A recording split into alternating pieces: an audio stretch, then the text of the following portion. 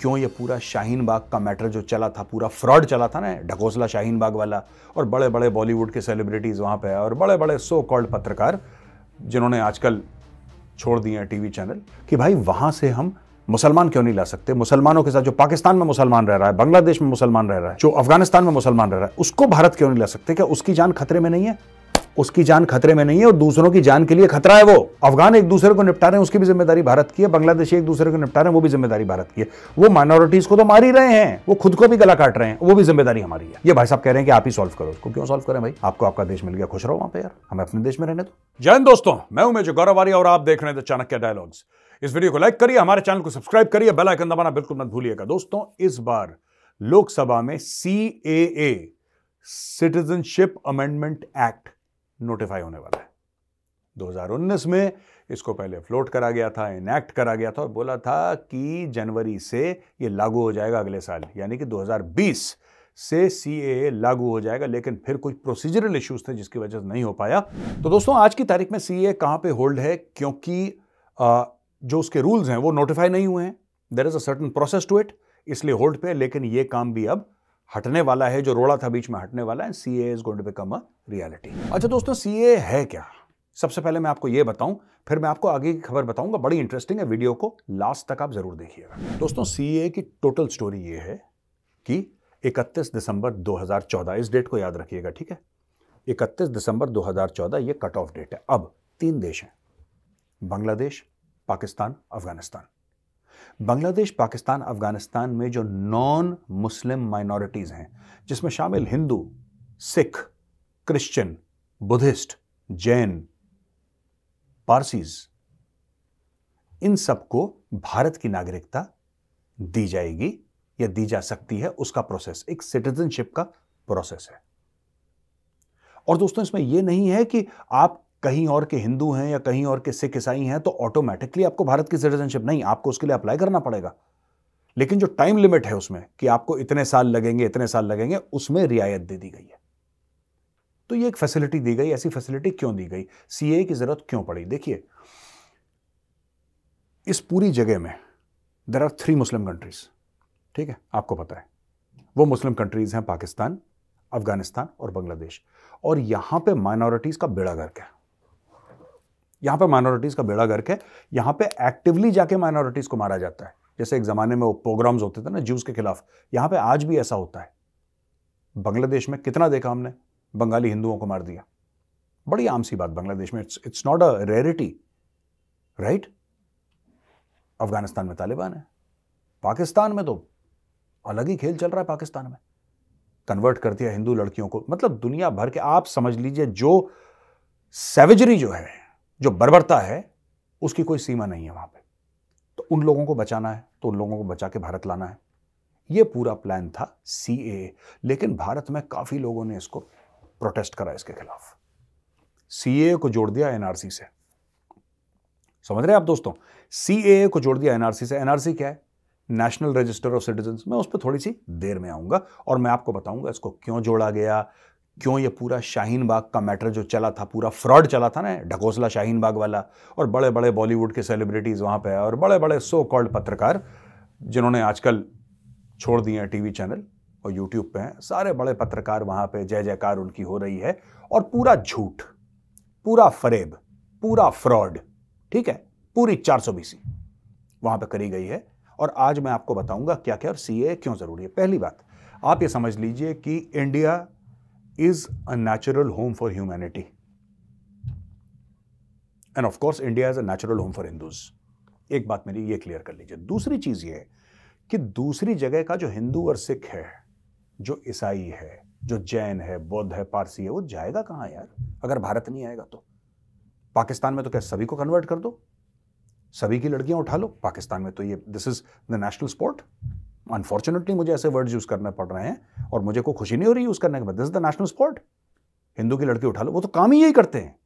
जो मजबूर है उस पर ताकत दिखानी है, जो मजबूर है उस पर ताकत दिखाओ। उसकी औरत उठा लो, उसकी बीवी, बच्चे, बेटी, जिसको उठाना है उठा लो। ये पाकिस्तानी करते हैं। अब देखिए, हमारी फौज के सामने हथियार डाल देते हैं, सरेंडर कर देते हैं। तो आप समझ रहे हैं औकात औकात का फर्क होता है। अब दोस्तों, चक्कर ये है कि CAA उनको एक उम्मीद की किरण दिखाई दे रही है। जो पाकिस्तानी हिंदू हैं। और मैं ये चाहता हूं कि भारत सरकार over a period of time वहां पे जितने भी हिंदू और सिख भाई हैं, जितने भी ईसाई हैं, जितने भी बौद्ध पारसी जैन हैं, सबको भारत ले आए, पाकिस्तान को जगह रहने की। दोस्तों, आपको पता है सीए के खिलाफ जब कुछ लोगों ने, कुछ इंटरेस्टेड पार्टीज ने मुहिम चलाई तो 94 डिस्ट्रिक्ट्स में चली, 94 डिस्ट्रिक्ट्स पूरे भारत में यह मुहिम चली।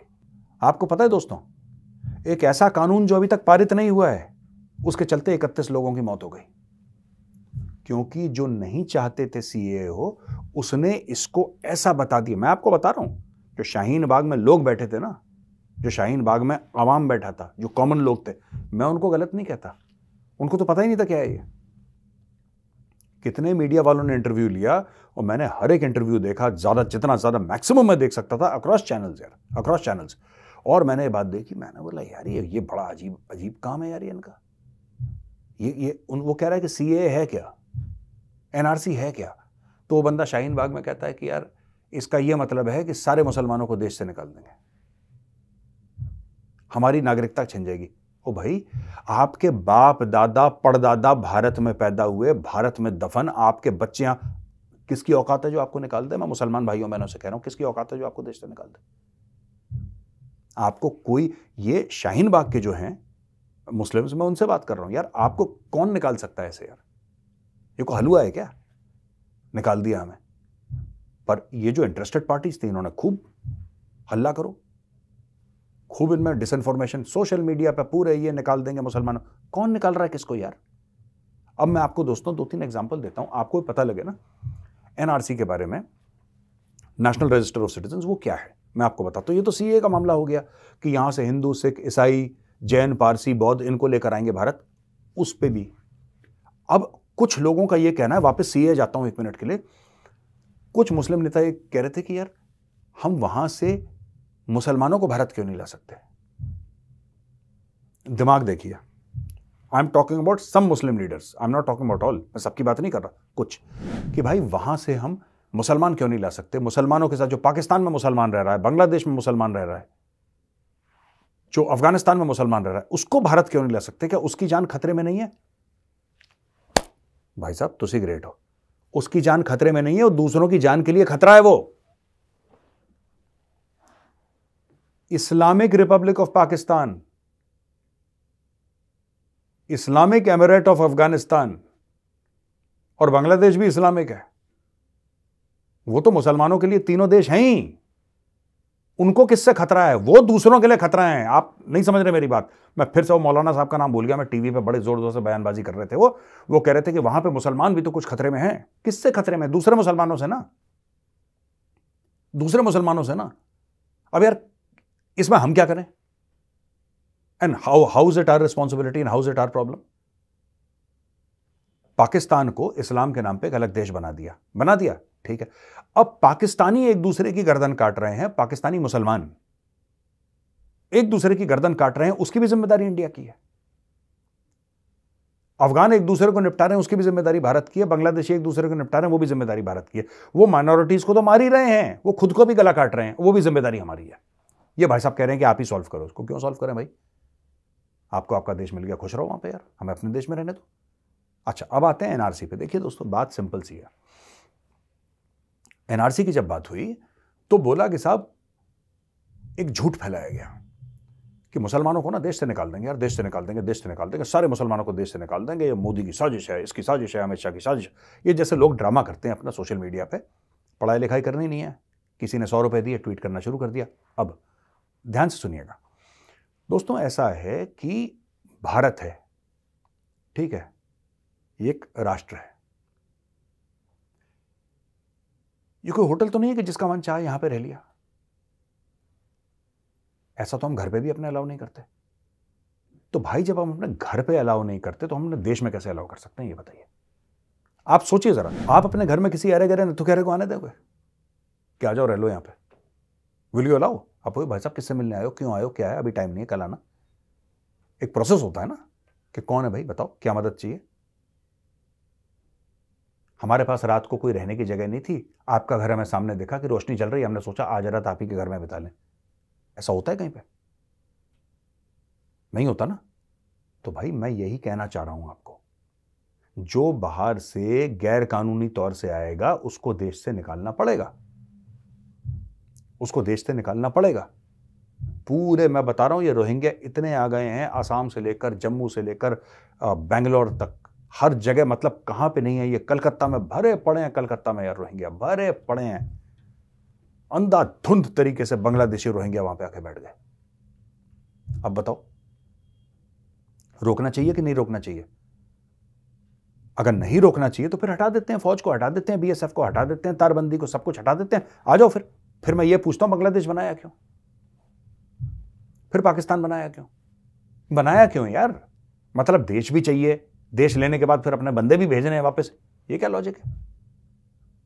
ओ भाई, आप खुशी खुशी अपने मुल्क में रहो यार, आपको जो अपने आपके मुल्क में आग लगानी आग लगाओ, मेरा उससे क्या लेने देना यार? और मैं क्यों टैक्स भरूं क्योंकि तुम्हारे मुल्क में प्रॉब्लम है? अब ये लोग यहां पे आ गए। अब सरकार ये कहती है कि भाई अगर आप भारत के नागरिक हैं तो आपके पास आधार कार्ड होगा, कि नहीं साहब आधार कार्ड नहीं है। आपके पास ड्राइविंग लाइसेंस होगा, नहीं साहब ड्राइविंग लाइसेंस भी नहीं है। आपके पास पैन कार्ड होगा, नहीं साहब हमारे पास पैन कार्ड भी नहीं है। अच्छा, आप कुछ स्कूल में पढ़े होंगे, कुछ स्कूल का लीविंग सर्टिफिकेट होगा, नहीं साहब वो भी नहीं है। आप किसी अस्पताल में पैदा हुए होंगे तो अस्पताल का कोई बर्थ सर्टिफिकेट होगा या कोई म्यूनिसिपैलिटी का होगा, नहीं साहब वो भी नहीं है, कुएं में पैदा हुआ था आदमी, तो बिल्कुल कुएं के नीचे, उसका है ही नहीं कुछ, ठीक है, उसका कुछ नहीं है, वो कभी अस्पताल में जिंदगी में भर्ती नहीं हुआ, 40 साल का बंदा है, वो स्कूल में नहीं पढ़ा, उसका आधार कार्ड नहीं, उसका पैन कार्ड नहीं, उसका कुछ नहीं, ठीक है। फिर उससे बोला कि यार तुम्हारे गांव में पंचायत है, पंचायत में कोई 2-3 लोग हैं जो कह सकते हैं कि हमारे गांव का है ये, कहना साहब ऐसा, फिर तो बेटा तुम इलीगली आए हो, फिर तुम रोहिंग्या हो, फिर तुम रोहिंग्या हो, ये बात तय है।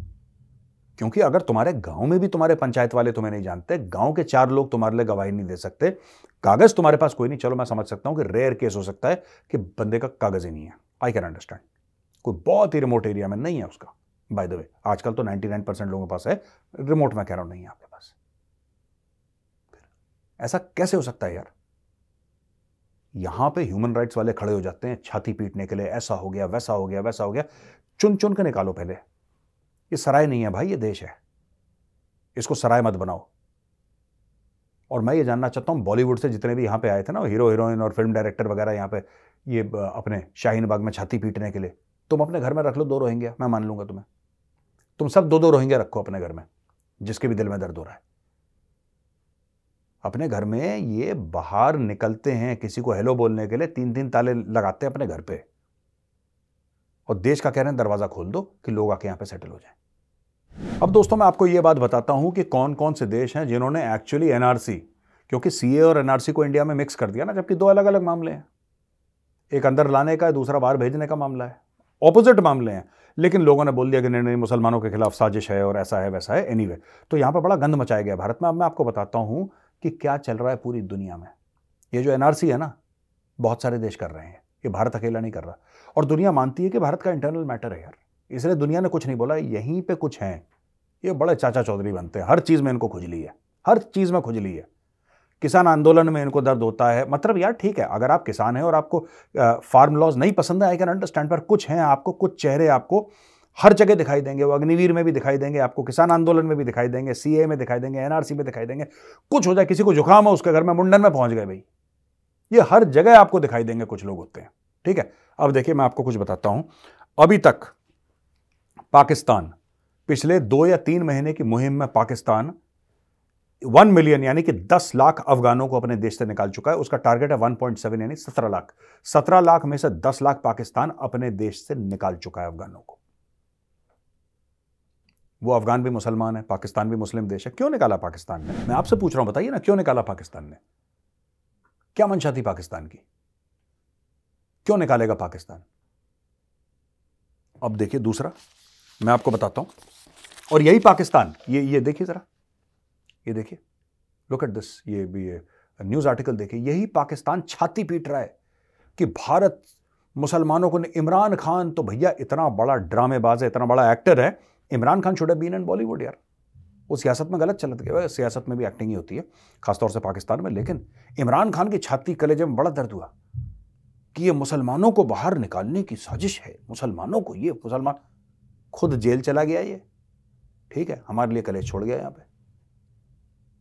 और पाकिस्तान वही कर रहा है। बोलो पाकिस्तान को मना करेगा आर्मी चीफ को कि क्यों करवा रहे हो ये सब। अब देखो मैं आपको दूसरी चीज बताता हूं, सऊदी अरब है, ये 1000 रोहिंग्या सऊदी अरेबिया पहुंच गए। सऊदी अरेबिया में निकालो एक को। रोहिंग्या भी मुसलमान है और सऊदी अरेबिया तो हेड है मुस्लिम्स का। ये वहां पे पहुंच गए, एक एक करके उसमें बच्चे सबको निकालो, सबको निकालो यहां से। सऊदी अरब ने मन बना लिया। और आप देश बताइए, क्या जर्मनी बात कर रहा है? जर्मनी कह रहा है कि बहुत गंदे इकट्ठा हो गया, निकालो सबको। दोस्तों ऋषि सुनाक जो कि यूके का प्राइम मिनिस्टर है, उसने रवांडा के साथ टाइप कर लिया यार। उसके देश का रवांडा के साथ टाइप हो गया। वो कह रहा है कि जितने भी अवैध ये लोग आए हैं घुसपैठ करके हमारे देश में, सबको निकालो, रवांडा भेजो, फ्लाइट भर भर के रवांडा भेजो, डायरेक्ट वो रवांडा जाएंगे। और रवांडा से बात जर्मनी भी कर रहा था, अभी उनका मामला हल्का सा ठंडा पड़ गया, फिर से जोर ले रहा है वो कह रहा है भेजो इन सबको बाहर। इटली कर रहा है, नेदरलैंड्स कर रहा है, सारे मुल्क यही कर रहे हैं। भारत कर रहा है तो बड़ी दिक्कत है यहां पे।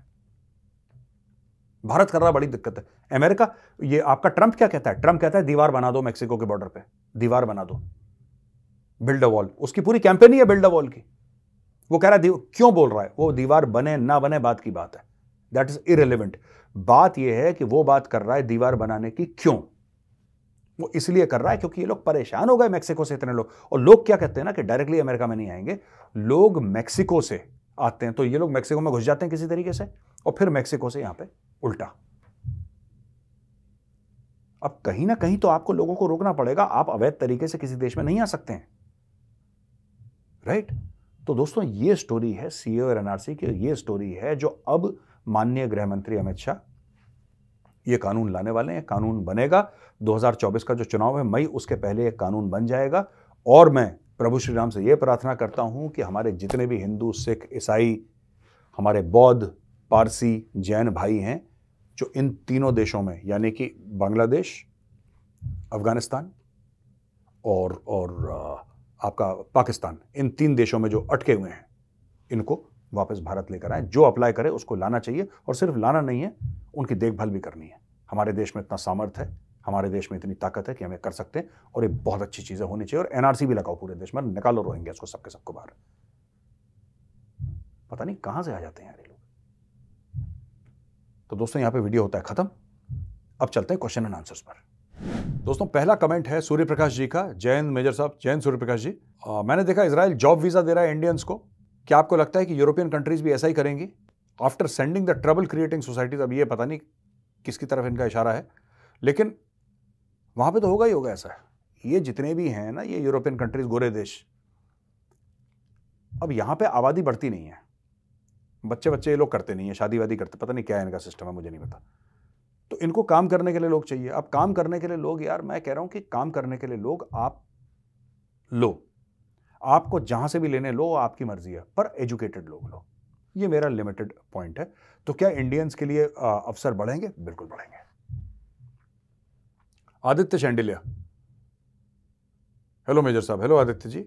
मेरा सवाल यह है कि हम लोग अलग अलग देशों से हथियार खरीद रहे हैं और वो उनकी नेटिव टेक्नोलॉजी यानी खुद की टेक्नोलॉजी है। क्या इंटरऑपरेबिलिटी की कोई, इंटीग्रेशन की कोई दिक्कत तो नहीं है? जैसे कि आप ये कह रहे हैं कि फ्रेंच राफेल है, ये रशियन एयरक्राफ्ट करने में कोई दिक्कत नहीं है। आप एक बात बताइए, ये सोचिए आदित्य जी, मैं आपसे पूछ रहा हूं, आप इंटरऑपरेबिलिटी की बात कर रहे हैं, आप कह रहे हैं कि साथ में ये सब काम कर पाएंगे हथियार के नहीं। एक हमने रशियन वॉरशिप है, फ्रेंच एयरक्राफ्ट है Rafale, how does it work? तो यही लोग तो आर्मी, नेवी और एयरफोर्स वाले करते हैं। Interoperability is the main thing. वो ऐसा जहाज क्यों खरीदेंगे जो कि रशियन डेक से ना उड़ सके? Why will they buy it? अगर कंसर्न है they will reject it, simple. Baleshwarnath Sharma. Cyber security force, army, navy and air force, should we not have a cyber? क्या हमारे पास साइबर सिक्योरिटी की साइबर कमांड है ना?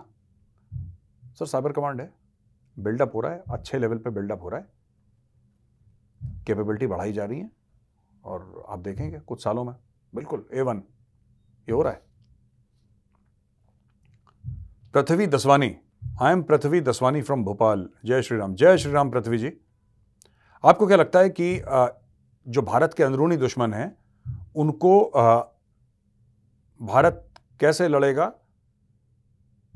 हमारी जो फौजें हैं वो बाहर के दुश्मनों से लड़ सकती हैं, लेकिन अंदर के दुश्मन से तो आपको लड़ना है, मुझे लड़ना है, हम सबको मिलकर लड़ना है। ये लड़ाई सोशल मीडिया पर ज़्यादा हो रही है, मीडिया टेलीविजन स्टूडियो पर ज़्यादा हो रही है। कभी कभी आपका खून नहीं उबलता जब आप देखते हैं टीवी स्टूडियो में कोई अजीब सी बेतुकी की बात कर देता है और कहता है फ्रीडम ऑफ एक्सप्रेशन, हम कह सकते हैं बेतुकी बात। तो मैं ज़्यादा नहीं बोलूंगा इस मामले पे, लेकिन मैं अक्सर एक बात बोलता हूं, अक्सर ये बात, और मैं चाहता हूं आप बिल्कुल इसको दिल में ना अपने बसा लें इस बात को, कि किले के दरवाजे हर समय अंदर से खुलते हैं। इतिहास है भारत का, किसी दुश्मन की इतनी औकात नहीं थी कि हमें हरा दे, किले के दरवाजे अंदर से ही खुले हर समय। गद्दार पैदा होते हैं जो देश को धोखा देते हैं, ये सच्चाई है, किसी को अच्छा लगे बुरा। तो दोस्तों, वीडियो देखने के लिए बहुत बहुत धन्यवाद। अगर वीडियो पसंद आए तो उस वीडियो को लाइक करिए, हमारे चैनल को सब्सक्राइब करिए, बेल आइकन दबाना बिल्कुल मत भूलिएगा। जय हिंद, वंदे मातरम, भारत माता की जय।